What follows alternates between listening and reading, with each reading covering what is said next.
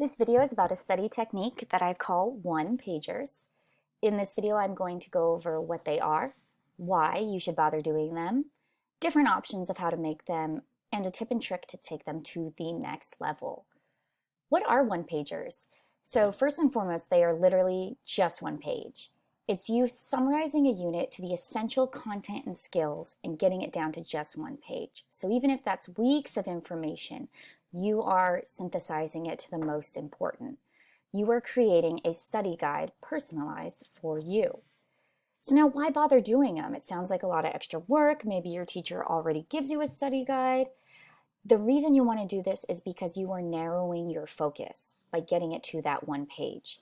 In the short term, what you're doing is determining what is the most important stuff that you need to study for a test, and you are, more importantly, figuring out what you need to study.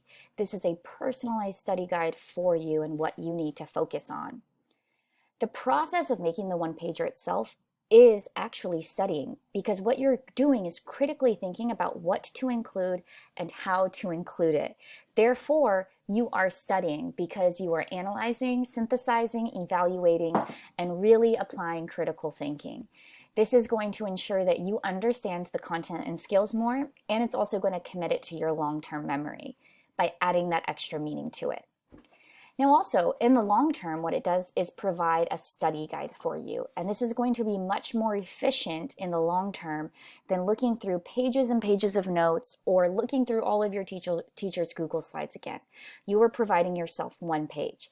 This is especially helpful for finals at the end of a semester when you're reviewing multiple units from multiple classes, helpful for AP and especially IB exams that you don't get tested on until the end of 2 years.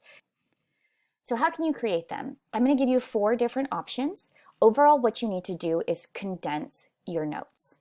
One popular option is to create a mind map. A mind map is where you determine the big ideas and then build towards specificity. You are creating connections visually for yourself. So, for example, I made a one-pager about one-pagers. My big idea was one-pagers, and then I broke it down into what, why, how, and tip and trick.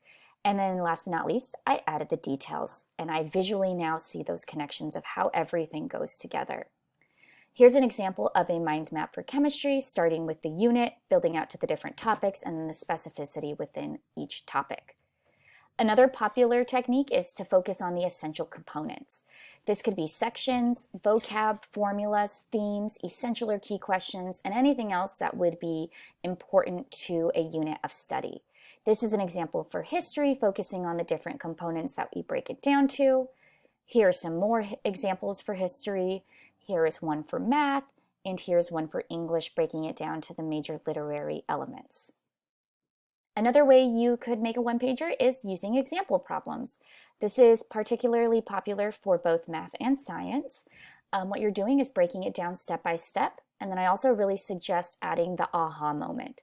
So maybe there was a problem that you were struggling on. Identify the moment where you had that aha moment, that sense of clarity on how to solve it. I would highlight or star it and then label what it was that aha moment for you. So this is an example for math. And then I also really suggest doing it for English or history, anything that's writing based. You could practice those prompts and give yourself, this is an exemplary prompt of what you could answer, and that way you've already started thinking it through and have this as a reference point. Another way to make a one-pager is to break it down into confident versus non-confident. This is going to allow you to focus on efficiency, because if you feel confident about something, you don't need to spend a lot of time studying it, and instead you can focus that time and energy on those things that you do need more help on. So this is something that I have my students do when they complete study guides that I create for them. They brain dump before all the stuff they feel confident about.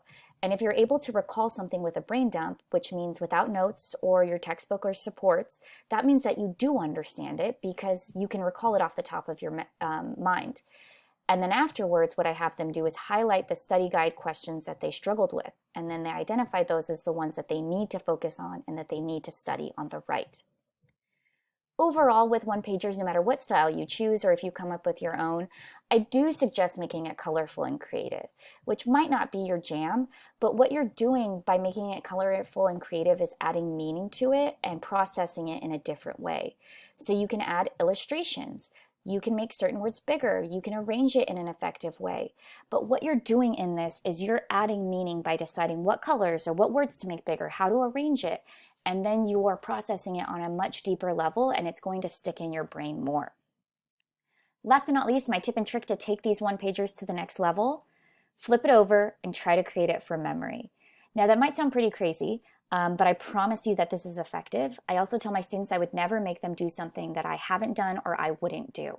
This is something I used in college. I would make myself a one-pager, flip it over, try to create it from memory.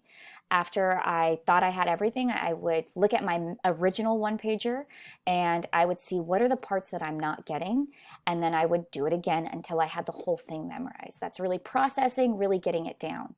One-pagers were really effective for me. Many of my students swear by them and they still use them when they are no longer in my classroom and required to do them, because it is you processing information and providing yourself this effective study guide.